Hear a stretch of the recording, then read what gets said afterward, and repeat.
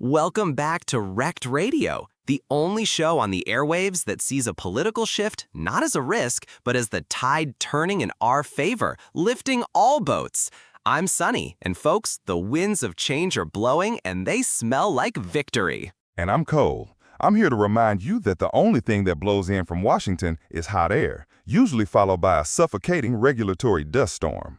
Let's get into the headlines before the political weather report gets too nauseating. Nauseating, Hall. This is invigorating. This is the week the script flipped. After years of being in the wilderness, the United States is finally waking up. Senator Lummis herself said it was a historic week for crypto legislation. We saw the FIT 21 bill pass the House with bipartisan support.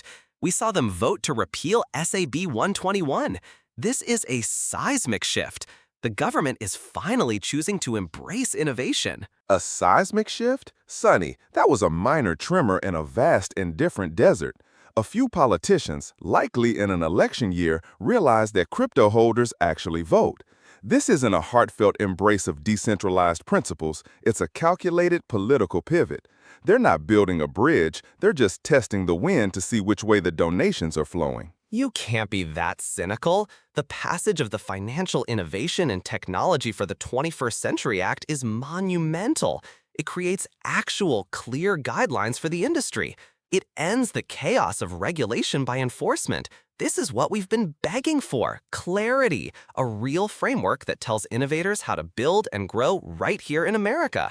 The war on crypto is thawing, Cole. Peace is breaking out. Peace? This is just a temporary ceasefire. You're celebrating a bill that passed the House. It still has to get through the Senate, and the White House has already signaled its opposition. And let's talk about that SAB 121 repeal.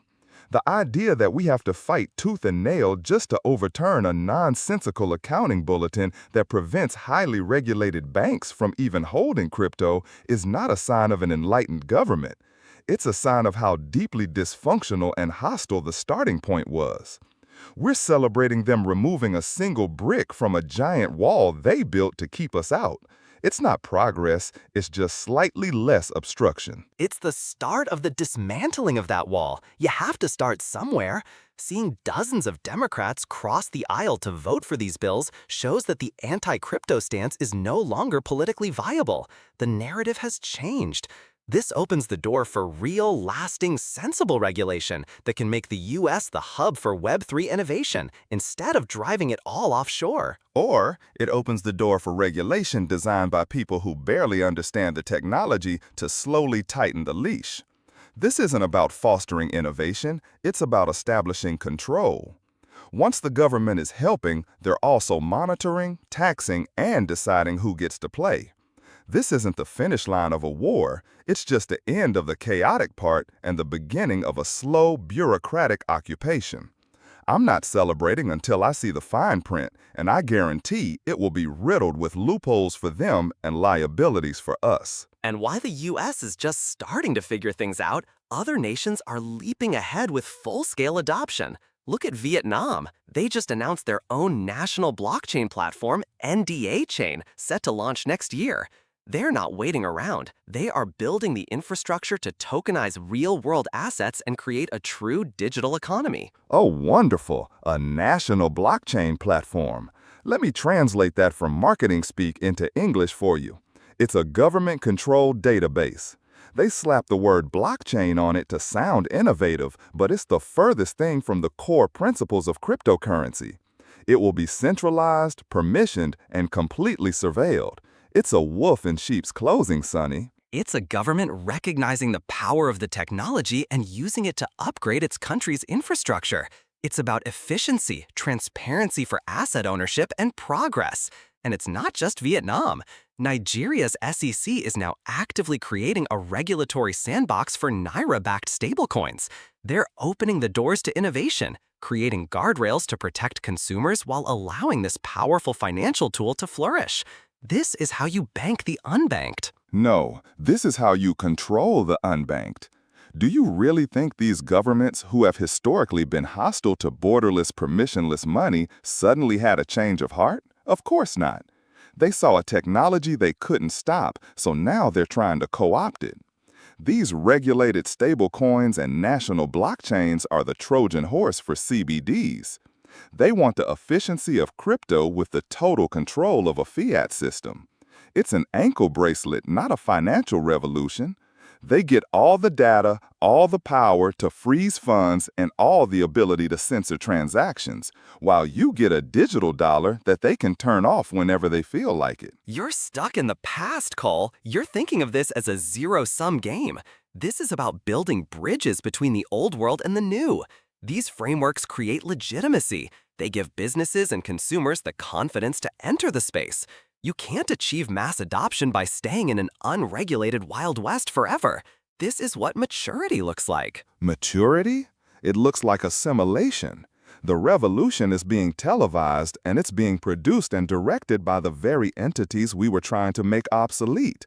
It's not a victory, it's a quiet surrender. And speaking of a Wild West full of risks, what's your latest magic solution for that? I'm glad you asked. The technology is evolving to solve its own problems. The new frontier is using artificial intelligence to secure smart contracts. Think about it. AI tools can now audit code faster, deeper, and more relentlessly than any human team. They can identify subtle flaws, simulate attack vectors, and find vulnerabilities before a single dollar is ever at risk. This is how we end the plague of hacks and exploits and build a truly secure DeFi ecosystem. So we're going to trust one black box, the smart contract, by having it checked by another even more complicated black box, the AI? What could possibly go wrong? The articles themselves say that these tools are still in their infancy. They can't replace human experts. They're just a fancy spell checker that can be prone to hallucinations and giving a false sense of security. It's not about replacing humans, it's about augmenting them. A human auditor is still crucial, but an AI assistant can do the grunt work, scan millions of lines of code, and flag potential issues that a tired human might miss at 3 a.m.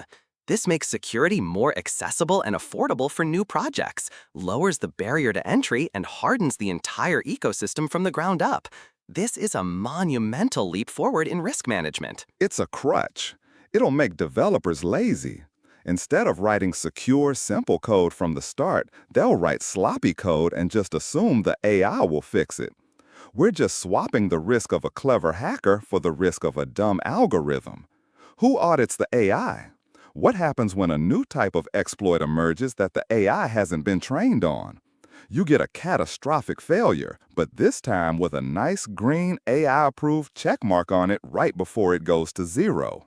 It's not a solution, it's just a more technologically advanced way to fail. It's about reducing human error, which is the cause of most failures.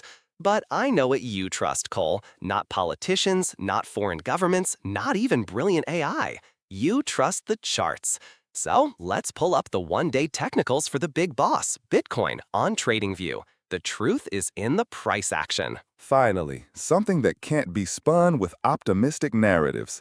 I've got the dashboard up. The numbers are here, and they paint a picture of a market that is deeply, profoundly confused. Confused? I see a picture of coiled, ready-to-spring power. Just look at the summary of the moving averages, the indicators that show the powerful long-term trend. What does it say, Cole? Read that beautiful signal to the people. The moving averages say strong buy. And that's the rear-view mirror you're staring into as you drive off a cliff. It tells you where we've been, Sonny, not where we are going. It's a lagging indicator reflecting a rally that has clearly run out of steam. It's the market's underlying strength, the foundation. But okay, let's look at the now. The oscillators, which measure the immediate momentum, are sitting at neutral. This is the perfect combination. You have a confirmed long-term uptrend with all the short-term froth blown off. The market isn't overbought, it's not speculative. It's stable, strong, and ready for the next measured, powerful leg up. This is health. This is a massive divergence that should be setting off alarm bells for any trader who's paying attention. The overall summary, when you combine everything, it's just a buy, not a strong buy. The strength is fading. The long-term trend says one thing, but the immediate momentum has evaporated. The buyers are gone. The engine has stalled, but because you're at a high altitude, you think the view is great. This is a picture of exhaustion. It's a market taking a breather right before it keels over. This isn't a launch pad, it's a precipice. That's all for this episode of Rekt Radio. I see a world that is finally waking up to the promise of crypto, with governments and new technology paving the way for a safer, more prosperous future. The chart is just the calm before the storm of green. Stay bullish. I see politicians co-opting a revolution and a chart that is screaming fatigue. Don't let the pretty language from senators or the neutral reading on a chart fool you into complacency. Protect your gains. You've been listening to Rekt Radio.